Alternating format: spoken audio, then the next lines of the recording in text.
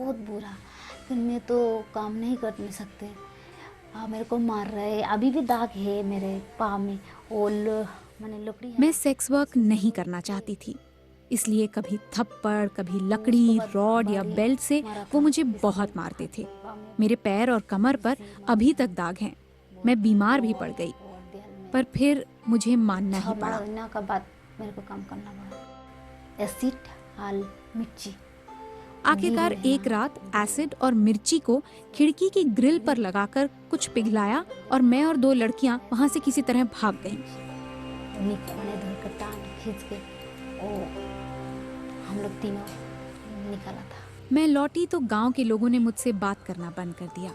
घर भी नहीं आते थे। उनकी नजर में मैं गंदी लड़की हो गई थी। तो मैं बोल रहा था तो मैं सोचता हूँ मैं बहुत रोती थी और सोचती थी कि मैं मर जाऊं। जिंदगी से मन उचट गया था। ट्रेनिंग में लेके गया था उमादी के पास। फिर एक समाज सेवी संस्था ने मुझे दुकान लगाने की ट्रेनिंग दी, पैसा दिया। वहाँ जो दीदी थी हमसे बात करती थी। जो सब अंदर जम गया था बाहर निकल आया। तभी दिल हल्का हुआ। बात करता था क्योंकि हम लोग साथ में तो कोई भी बात नहीं करता था ना। दुकान के जरिए ही गांव वालों से बातचीत शुरू हुई। जब वो कुछ लेने आते थे तो बात तो करनी पड़ती थी ना, और पैसे भी कमाने लगी। पैसा भी मिलता है। इस बीच मेरे स्कूल के एक लड़के के दोस्त को मैं पसंद आ गई। वो मुझसे प्यार करने लगा।